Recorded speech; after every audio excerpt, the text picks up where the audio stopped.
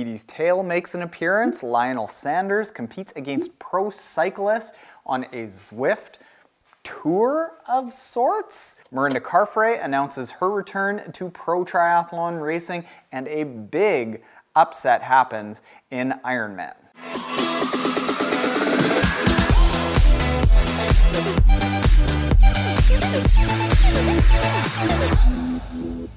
So, triathletes from around the world, welcome to this week's edition of Newsday Tuesday, where we cover triathlon isms from around the world over the previous week.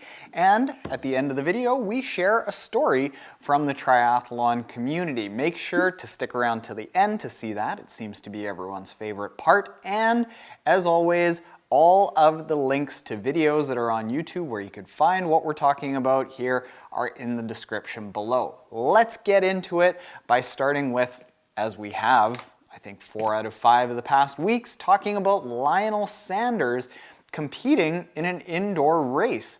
He is a big fan of the indoor races, and on the weekend he actually went up toe-to-toe with professional cyclists on the CVR World Cup down in Los Angeles. It was chronicled by Talbot Cox. You can go and check that out in the description below. And Lionel actually got into a breakaway really early on, ended up finishing third.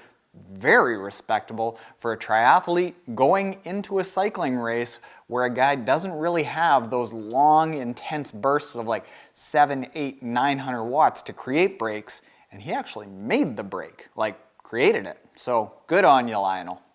That was first try.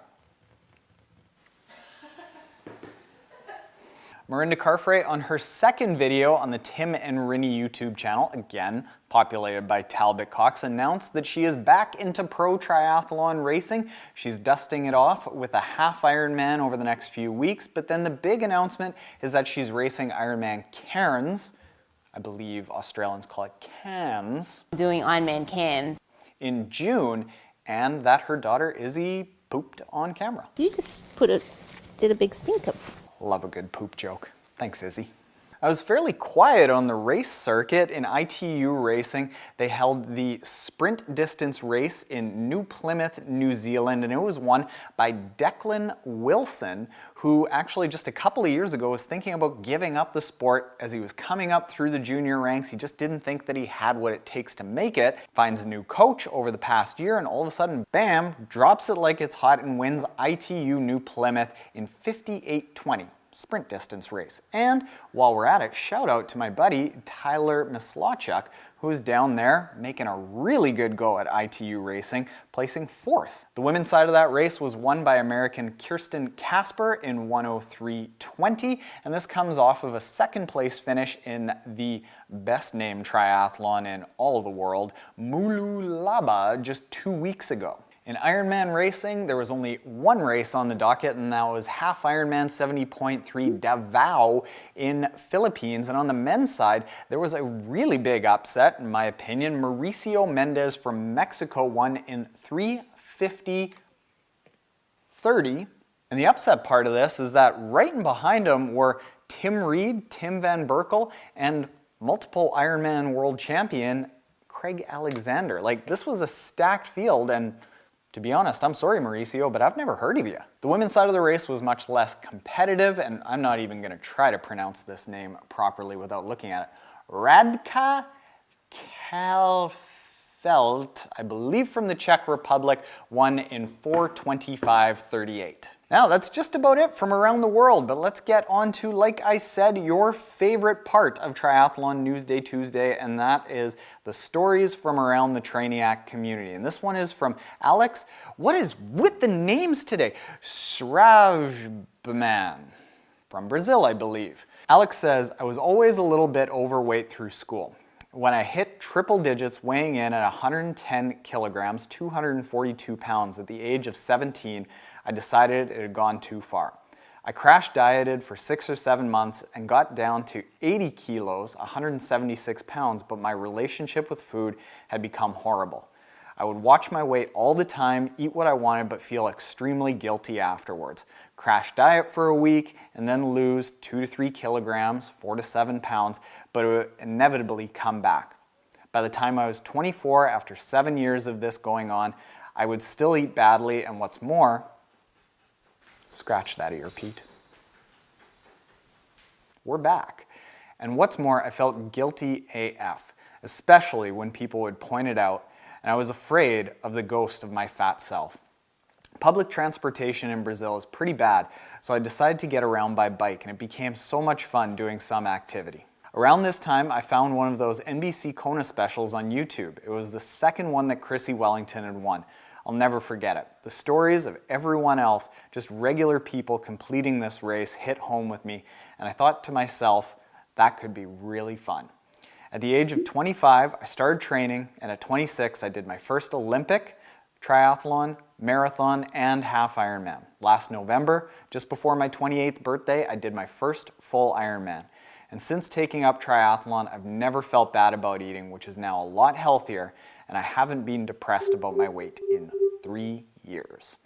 I wanted to share this one about Alex. Thank you very much for sharing your story, because that's very similar to me. It's not like I'm winning world championships or overcoming cancer or massive illness, but just triathlon has given me the grounding to not feel bad about my diet anymore, not feel bad about my body image, the confidence to go and take on life that I didn't have before when I was 215 pounds and really feeling guilty about what I ate. So thank you, Alex. That's an awesome story.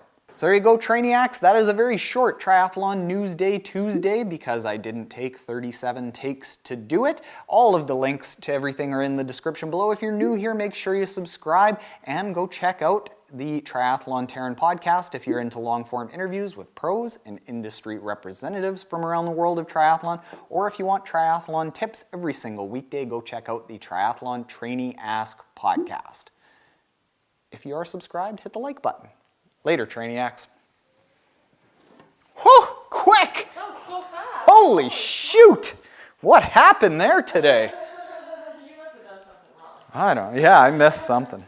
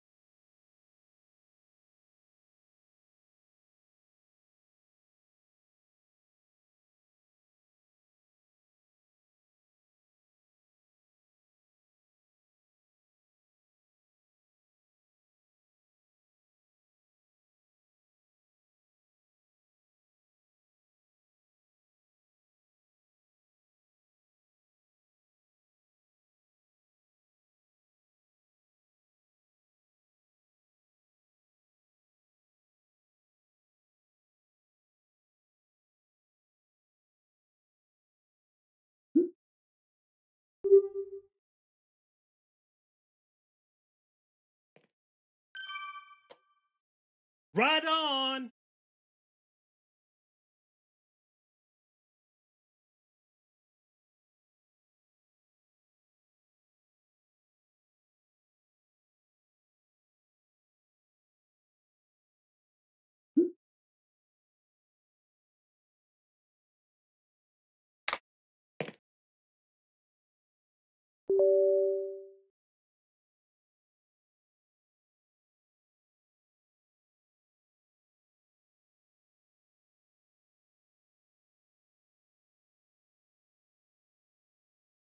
Morning, Trainiacs. Weekly Triathlon Newsday Tuesday number 4. It's a big one. Pro triathletes from all around the world are starting YouTube channels. Lamborghini is coming out with a tri-bike, and apparently the ITU Triathlon is the be-all, end-all of triathlon world domination. Stick around. Today's a big day.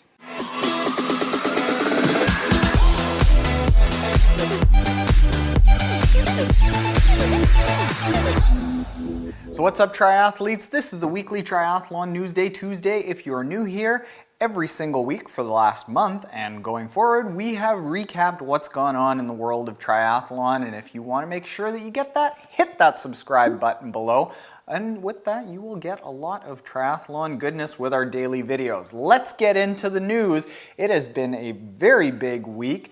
Quite notably here on YouTube, we have had a number of triathletes start their own YouTube channel. Gwen Jorgensen, we already know about. Daniela Reef just posted her first video.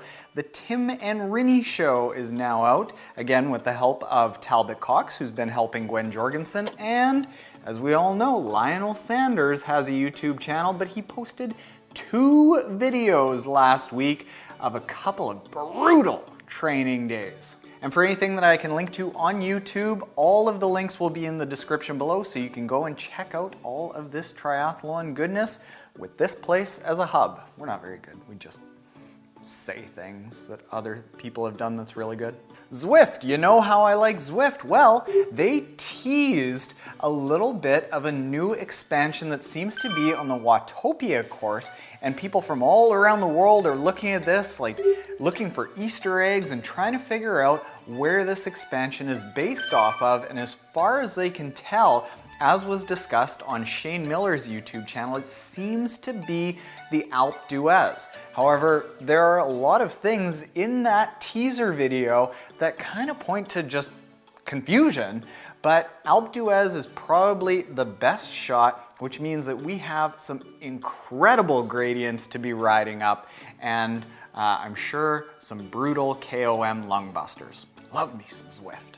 Lamborghini and Cervelo announced a partnership at the Geneva International Motor Show, where they will be producing a total of 25 P5Xs with a Lamborghini-inspired paint job. And having recently gone through the process of looking at the Ventum for a custom paint job versus the Ventum with a custom decal, I can imagine that the paint job on that P5X is pounds. Stay tuned for how I was able to get the Ventum looking so without adding really anything besides an ounce. The Super League Triathlon and ITU Triathlon last week signed a memorandum of understanding, which I want to say is just legalese for let's play nice together. You stay where you are, I'll stay where I am. And essentially the biggest part of it is that Super League will acknowledge that ITU Triathlon is the governing body for all triathlons, and they will abide by all ITU Triathlon rules. There can be only one. It was a very quiet week on the ITU Triathlon circuit for the pro triathletes. However, we are getting right deep into Ironman racing season. Ironman held 3 half Ironman events. Puerto Rico was an age group only event. Ironman Taiwan was won by Cody Beals by 35 minutes in 3:46, and the women's side of half Ironman Taiwan was won by Agnieszka Jerzyk in 4:21 from Poland. That's as close as I got. The premier race for this week in half Ironman racing, however, was half Ironman Campeche down in Mexico, which I actually attended last year and got a 3rd-degree sunburn. The men's side was won by Terenzo Bizzone, who has won his 3rd race in 3 weeks, and he won it in 3:49.40. On the women's side, Canadian Heather Wurtele, shout out to the Wurtels, defended her title, winning in 4:17.23. Having been there last year, I can say that these are incredibly fast times, and it was a really competitive race. The bike course and the run are completely exposed to the elements, so you are just beaten down by sun all day. And then in addition to that, the competition got so much stiffer this year. Terenzo Bizzone had a real showdown with Mickey Weiss. He also had to deal with perennial favorites like Trevor Wurtele, Kevin Collington. It was a stacked field on the women's side as well. Heather Wurtele had to chase down Lauren Brandon, who ended up finishing 2nd. She also had to bike away from Angela Nath and then run away from Lindsay Corbin. An absolutely stacked field, and it was really cool to follow along and see how much this race has grown over the course of just 1 year. Very cool town. Way to go, Campeche. Way to go, Terenzo. Holy crap. And Heather, you're just always good. And finally, to wrap up, let's talk about stories from the Trainiac community. I think this is everyone's favorite part. So let's get into the story from our man, Henry, the boat anchor Moyerman. Boat anchor will make sense in just a bit. Henry says, growing up, I was never an active guy. I didn't exercise or play sports, and I definitely did not pay attention to what I ate. Despite my lifestyle, I was skinny until I turned 21, but by then my habits had caught up to me and I gained 70 pounds. For years, I just learned to live with the weight, but it made me reclusive. I didn't want to go out where people could see me, and I hated having my picture taken. At 26, it was time to get my shirt together. I got really serious about my diet and I started lifting weights, walking, and I even tried rock climbing. I then ran 2 half marathons just a year after not even being able to run for more than a couple of minutes. Eventually, I managed to lose those 70 pounds. Right on, Henry. But at this point, I didn't know what the next step was. I was looking for something more. That summer in 2017, 2 of my friends told me I should look into triathlons, but it seemed like an impossible task. I was intrigued and I headed straight to YouTube. And I found Taryn immediately and started binge watching his videos. Thank you, Henry. I'd never ridden a road bike in my life before last summer. I was terrible at first, but within a few weeks, I was loving going on long rides on the weekend. And I felt sexy in my Lycra. We all do. Last winter, I was able to do a 125-mile solo ride in 8 hours. It was exhausting, but so rewarding. And I wore my Trainiac kit the whole time. You look good? You're gonna perform good, Henry. And awesome on the 125-mile ride. I've never even done that. But then there was swimming. When I was 5, I almost drowned. Ever since, I've been terrified of the water. But learning about triathlon and Taryn's difficult road into swimming changed me. If he could overcome his fears and become a great swimmer, why can't I? You need to assess your definition of great, Henry. I'm still learning to overcome my fear of the water, but I'm not giving up. If I can overcome this fear and learn to swim, I can do anything. When I look back at the weight loss and all of the amazing things I've done recently that I didn't think were possible, there's no reason to stop pushing myself. I have a North Star goal of an Ironman, but right now I have my eyes set on a sprint try. I will not give up, and once I get out of the water, it'll be just an easy bike and run. Taryn helped me go from somebody who had lost weight and wasn't sure how to keep up the momentum to someone who is so proud to call himself an athlete. I can't thank him enough for everything he's given me. You are very welcome, Henry. Thank you. Maybe one day we can even race each other, though I'll never catch him. You'd be surprised how far you can come. You look good in that Lycra, and it'll make you about 15% faster.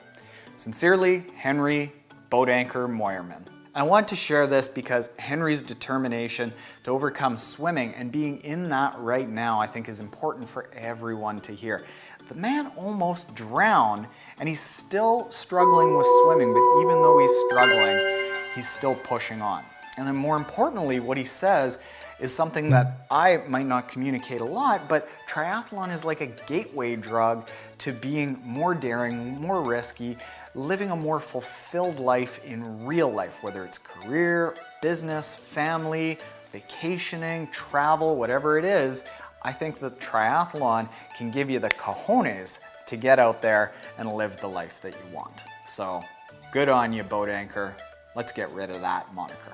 Thank you for watching this Newsday Tuesday. If you aren't yet subscribed, hit that subscribe button below for all of our daily triathlon goodness. And if you have a story that you want shared here in one of our weekly Newsday Tuesdays, email me at taryn@triathlontaryn.com. And it doesn't have to be about how I've helped you.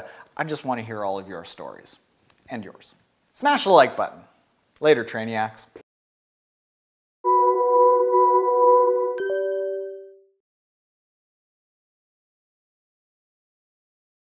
Every day we literally get tens of thousands, if not hundreds of thousands, of handwritten notes asking us, what do you guys do every day? What's your day like?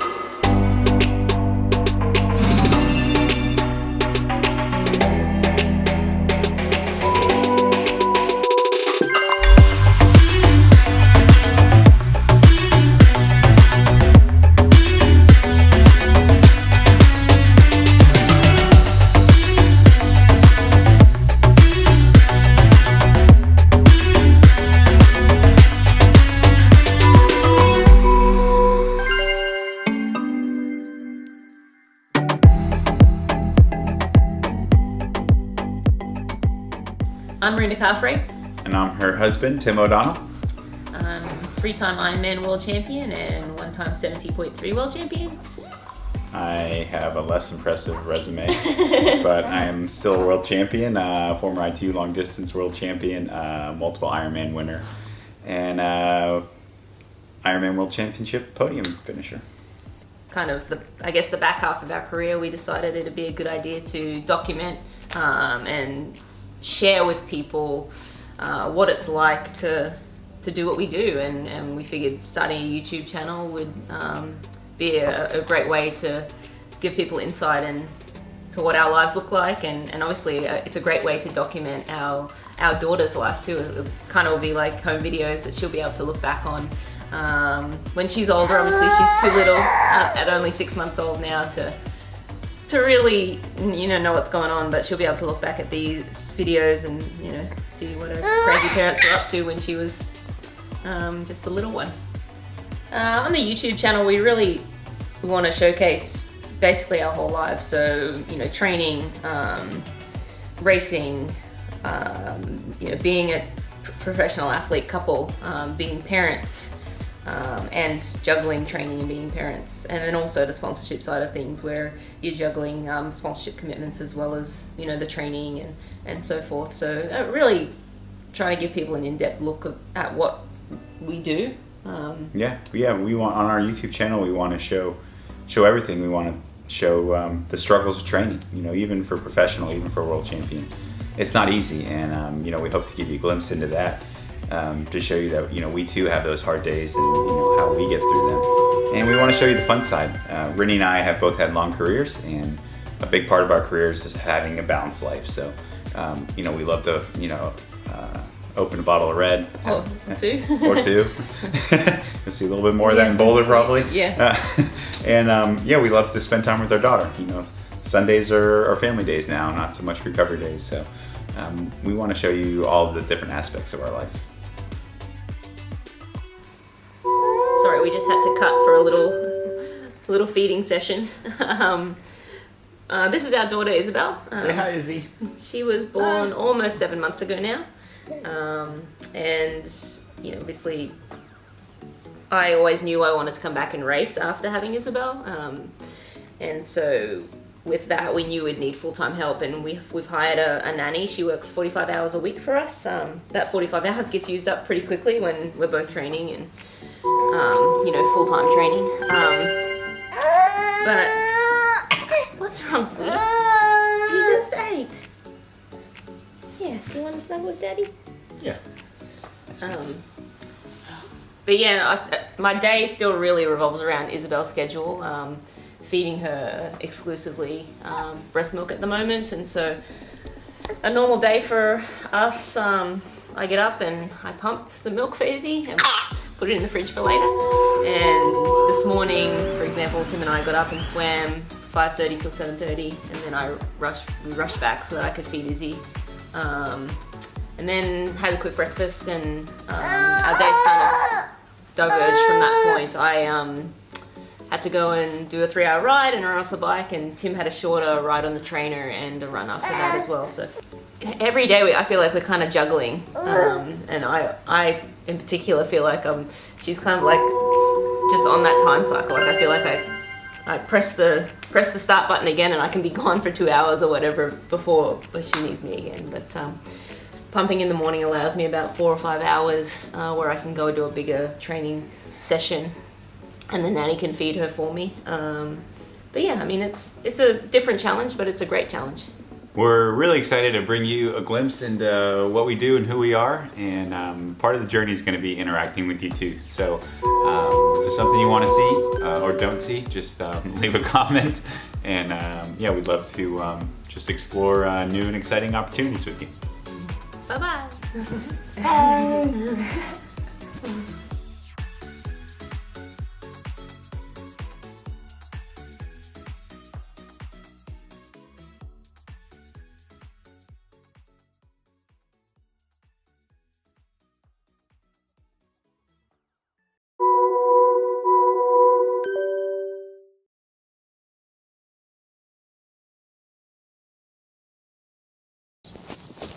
Okay, you can't hold on to the microphone because that's where I got to talk. You just did a big stinker. Not a poo, just a stinky fart. The big announcement is that I'm doing Ironman Cairns in June. So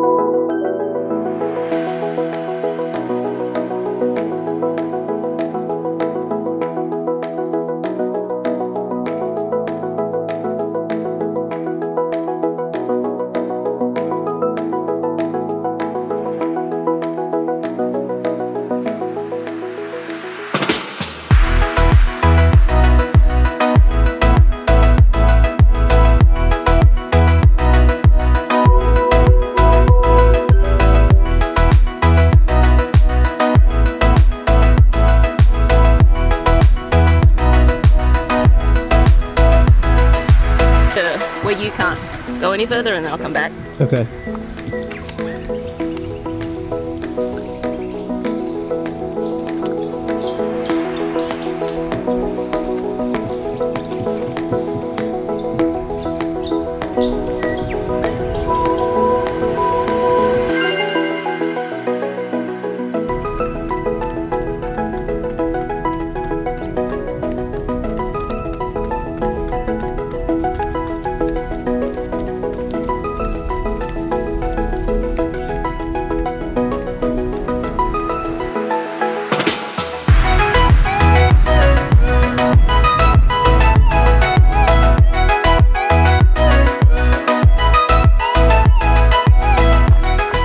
That? Oh, wheels were definitely coming off. I'm like, I feel fine, I can go faster than this. And then step it up for 5 minutes and I was done. It's a hard session. Hey everyone, it's Sunday afternoon here in Noosa, Australia. Sunday's actually my favourite day of the week because it's family day. Tim and I try to get our training done early in the morning so that we can spend the afternoon together with Izzy, going to the beach or just hanging out. And yeah, every year we come back here to Australia and spend about 2 months. We skip 2 months of Boulder's winter to come here and train in Noosa, Australia. And we just love it here. Obviously my family's in Brisbane and so I get to see a lot of my family at this time of the year, and also we get to swim in the 50-metre pool with some pretty good swimmers and obviously the legendary JR. And there's just a great triathlon community here in Noosa. On Sundays, that's our nanny's day off as well. So we sort of tag team training in the morning. Generally it's the longer run day. So when we're back in Boulder, I'll get up early and get my long run done, and then Tim will tag team and Tim will go do his run, just so we obviously have someone with Izzy at all times. And then we have the rest of the day off.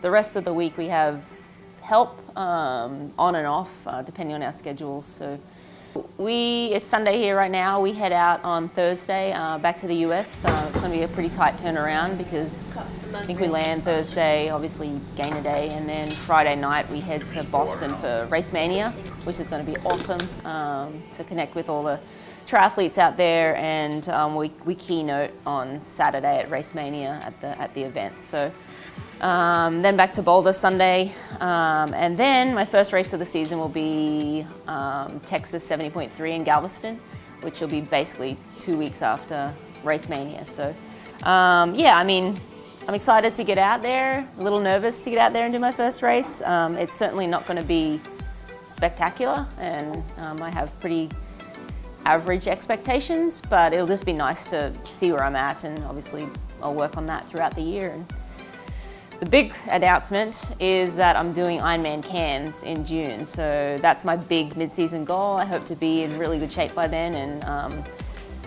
So I picked Ironman Cairns as my Ironman leading into Kona this year for a couple of reasons. One, I really wanted to do a competitive Ironman here in Australia. I've done 2 Ironman events in Australia, both times in Melbourne in March, and I've never been really fit enough to properly race them, so I've kind of just, gotten through them and the best I could with my March fitness. But by June, I'm usually in really good shape, and it's a little bit different this year, obviously coming off having Isabel, but I still think that by June I should be in good enough shape to contend for the title in Cairns. So that's the big mid-season goal. Prior to having Isabel, we would basically just train and come home and eat and rest and then go out and train and repeat. We'd never do anything else. We'd go down to the beach. We would never do any of that stuff. But now having a baby, obviously we have the nanny taking care of Isabel and basically just covers our training hours and massage hours and maybe the odd nap or 1 or 2 naps a week. But when we have Izzy, she's awake and she wants to play, and I don't want to just sit around the house with her. I want to get her out. So we've actually been doing a lot more than we normally would. For example, yesterday we did a 5-hour ride and then run off the bike, and then we went down to Hastings Street and we spent the afternoon at the beach with Isabel, which is really a nice thing to do. It was really fulfilling.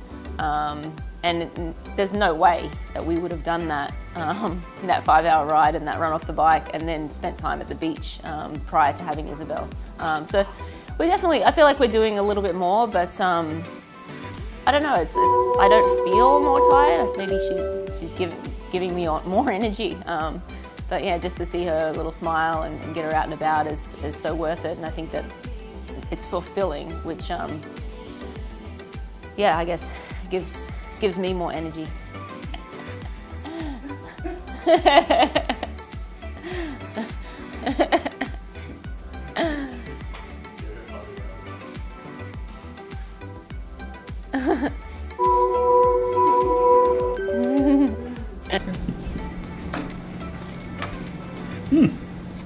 Bowls? I don't need a bowl. You need a bowl? Stop that filming. Stop that filming.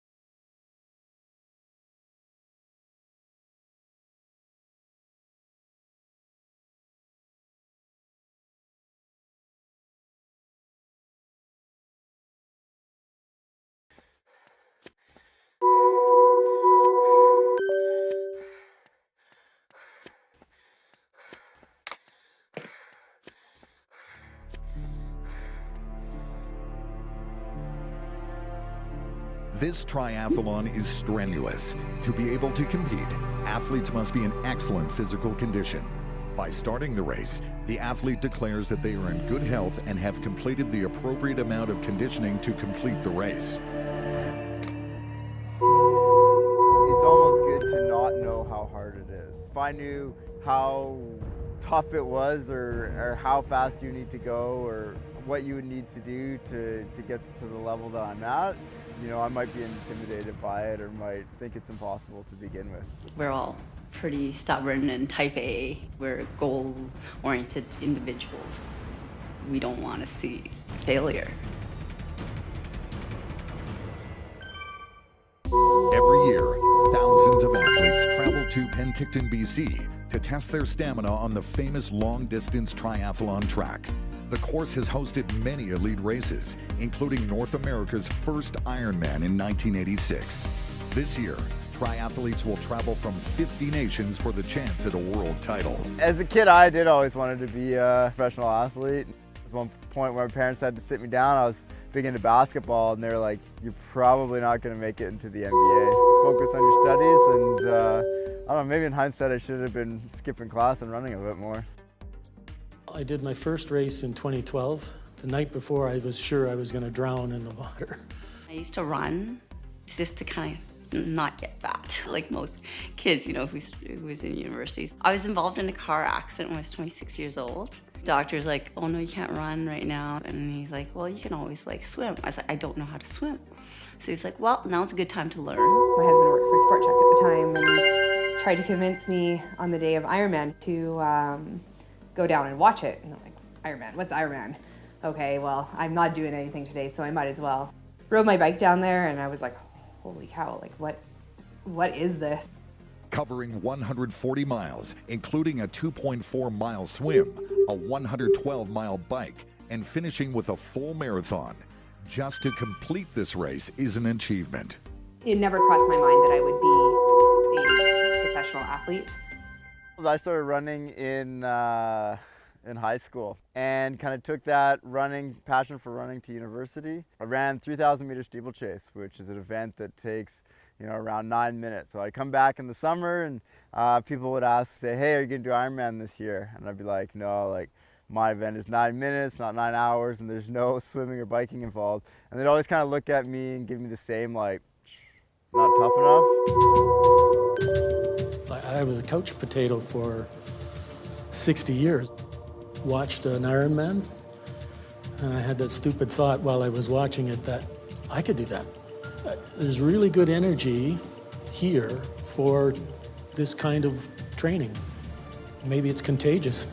After years of watching, Simons decided to volunteer at Ironman Canada. I was the guy that rides his bike in front of the third place male. On that day, there was the guy Simon Lessing that was considered like the best in the world. He was a great swimmer, great biker, and just a phenomenal runner, one of the best runners in the sport. But the beauty of the Ironman is he just cracked, he blew up. And so me being out there in front of the third place male, I got to see like the roadside view of this meltdown. You know, he was puking in the bushes. Simon ended up getting past by I think 2 or 3 people in the last like 2K section up and down Lakeshore. I just came away with this idea, and I think just seeing the race firsthand and seeing how these are just people and you could be one, but more so just this like idea that on any given day at an Ironman, everybody has a chance at the title. I didn't know I wanted to race as a professional at that point. I just knew I wanted to be a part of it and do more of that, you know, just that epic feeling you get when you finish something, you know, that's as tough as a triathlon. Found myself super emotional over just watching all these people of all ages and sizes. Like, it was just absolutely phenomenal. Once I learned what the distances were, I was just like, I want to do this one day. This is awesome. Within a week or two, went and bought a road bike and rode to Oliver and back, which was like 75K, my first time ever on a road bike. I think I just about killed myself, but To guarantee her success at swimming, 1 year in advance, Daisy signed up for a triathlon. It's kind of petrifying. Thank goodness it was a pool swim. And I remember showing up and I was like, hey, where's the recreational lane? And everyone was like, what are you talking about? I was like, the slowest lane? I came second last in the entire race because how I didn't come dead last is there was a girl who had a flat. So it was a very humbling experience. Generally speaking, I have this kind of stubborn streak in me that's like, no, I'm not gonna give up, I'm not gonna give up. Those hills. From there on, go a little further and further, and that's how I started my career, or, you know, my hobby, I guess, as a triathlete. At 62 years old, George completed his first triathlon. I started from zero on the swim and the bike and the run, but I went anyway and survived. And the swim wasn't great, but I got through the bike and the run, and it was sort of fun, and it just kept going. Motivation, though, I don't know where that comes from. I never had it before I retired. What I love about the sport and what really brings people back and keep coming is that it's so tough, and you face adversity and toughness, and that's toughness in the training, and you have to do the training. It's not a sport you can just drop yourself into an Ironman and hope it's going to go well. You have to do the training even just to complete it, and it's such a long day that something's bound to go wrong. And somewhere in those rough patches, you have to as I say, get ugly. But you have to like find something inside of you, some kind of resolve to like get through that. If you're able to dig down and find something to overcome that, it's super rewarding. It's like you just get this feeling like you can do anything, and it's kind of the drug that keeps us addicted to racing. Having no idea where this sport would take her, Jen Annette chose to test her stamina at Penticton's Ironman Canada. I signed up for Ironman in 2008, having never done a triathlon before. No fancy gear whatsoever, just like super old school, just not what you would typically kind of see. Won my age category right off the bat. And I was like, oh, wow, like, this is awesome. The race qualified myself for the World Championships in Hawaii.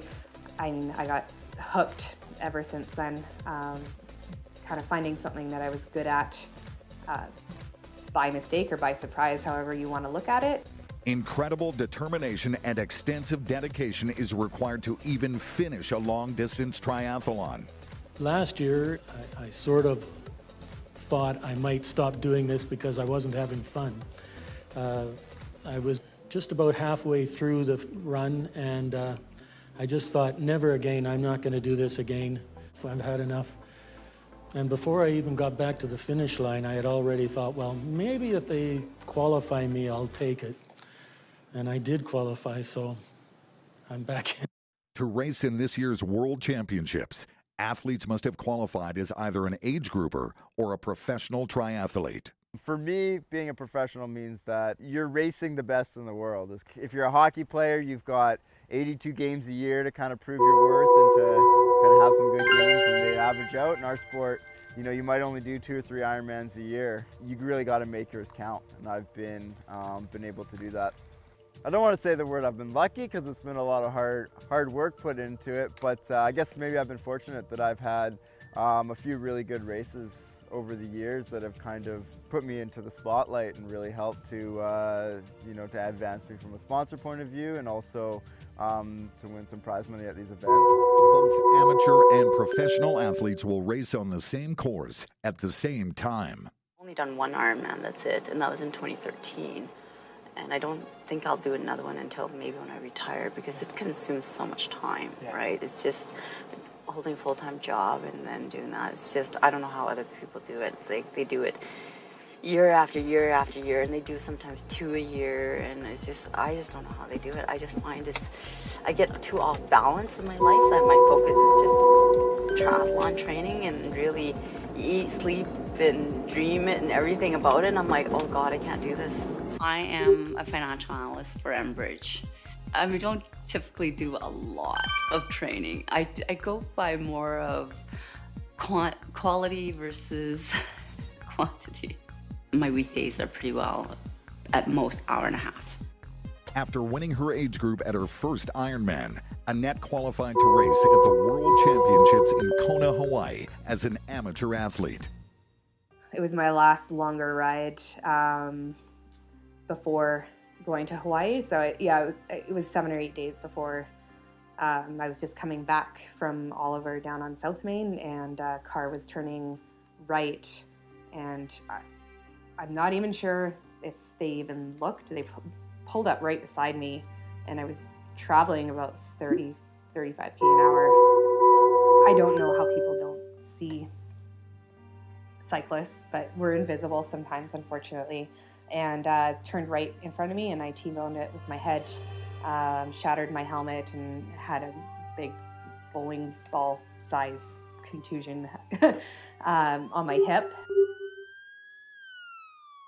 I'm a very stubborn A-type personality person, and I'm like, no, trip's paid for, it's booked, I don't care what I'm feeling like, I'm gonna go and do the race. And had it set in my head that this opportunity may never ever happen again. My goal was to make it to the finish line in daylight. The race there is in October, so the days are quite short. I didn't, it was darkish when I came in, but. Jen returned home and learned that the injuries from her accident were more severe than realized. I developed epilepsy, started having seizures.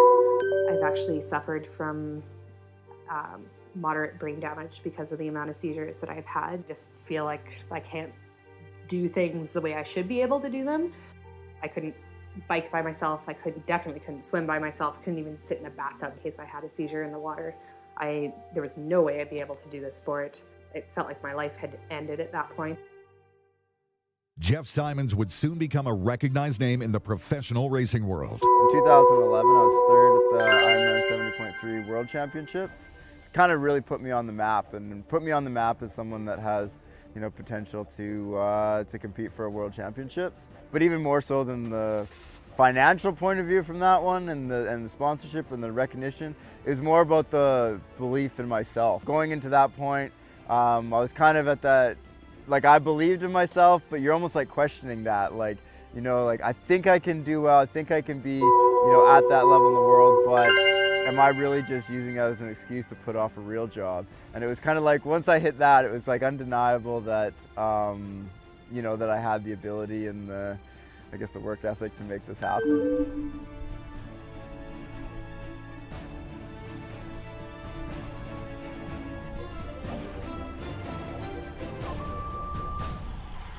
Most athletes train for at least 1 year prior to attempting this race.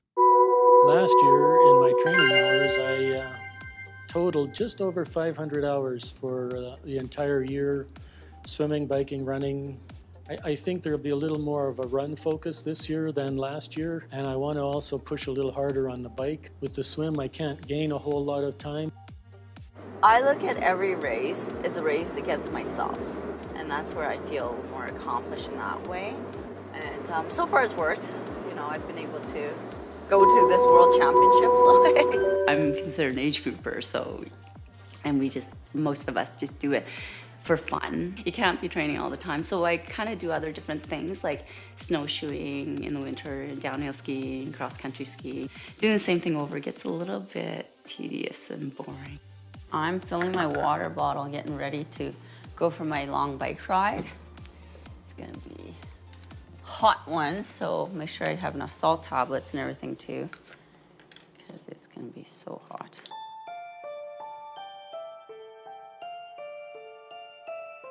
The hardest part is more in the lead up. In our sport, it's all about doing the preparation. It's about doing everything that sets you up to have these amazing days. And those are the times when you're doing the savage workouts or just making the sacrifices and doing the things you need to get there.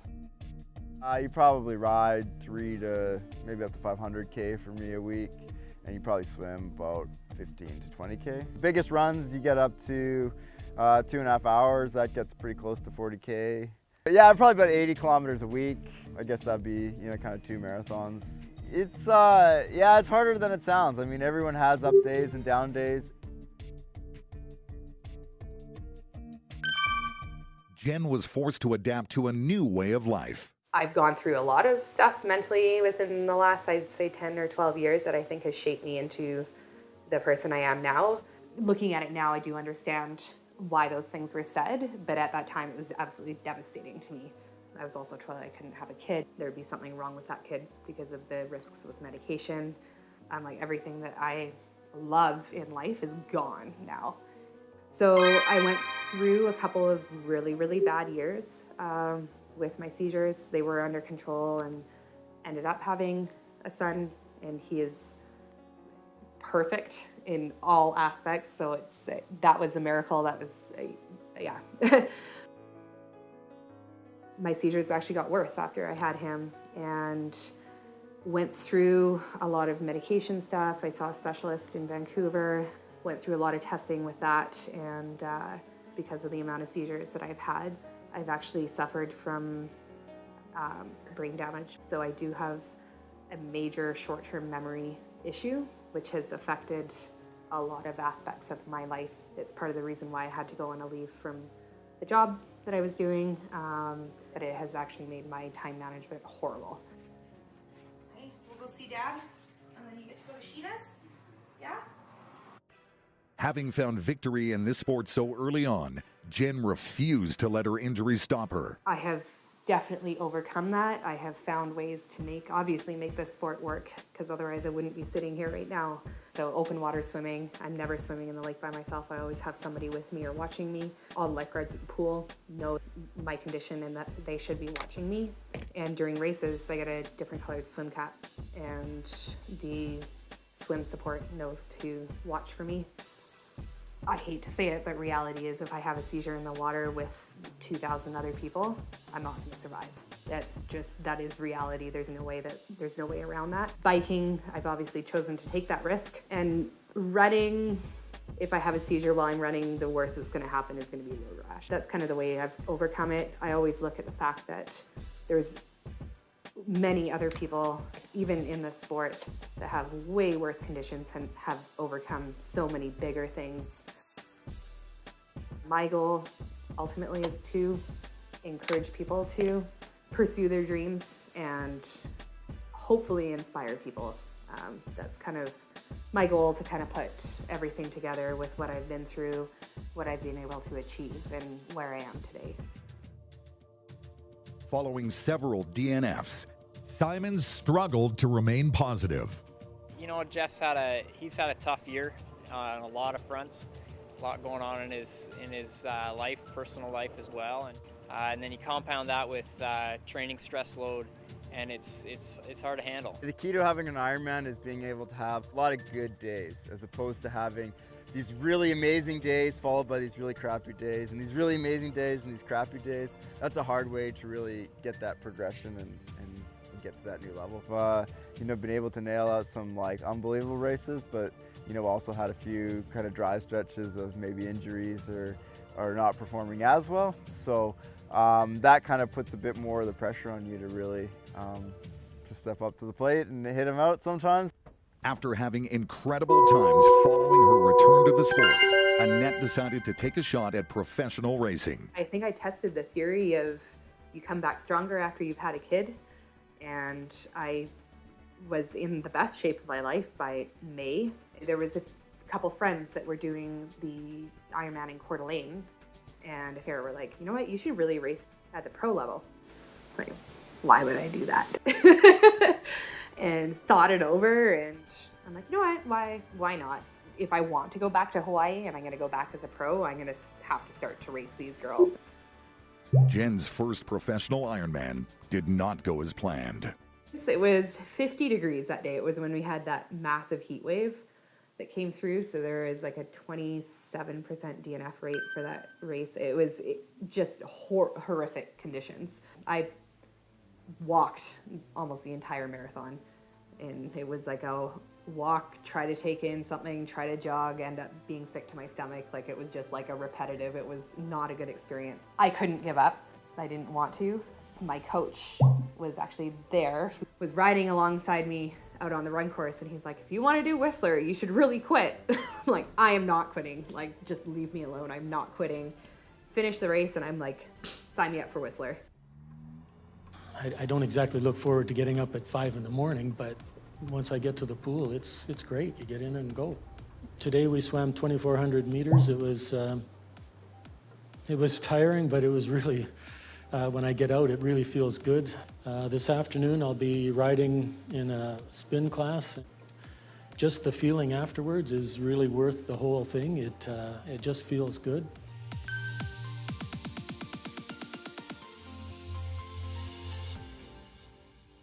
To excel as a professional athlete, Jen will need to dominate in all 3 areas of the race. I'm pretty sure the world knows that my swimming is not the strongest. Right now I'm in the pool 5 days a week, really focusing on swimming. I am at that point in my career that if I don't get better swimming, it is going to negatively affect my race results. Juggling this level of training is a challenge within itself. Some days what I do to incorporate, to kill 2 birds with 1 stone, is I commute with my bike in, so I get a workout going in, and then I bike home also. And I do it on my old clunker of a mountain bike, so that I just, make more effort. And then on the weekend, I just get on my road bike. It makes it that much easier. So yeah. So, because commuting in Calgary can be a nightmare. balancing training and life and racing it definitely has its challenges. I mean, it's hard. We definitely work as a team together between my husband and myself. Yeah, day-to-day life is pretty chaotic.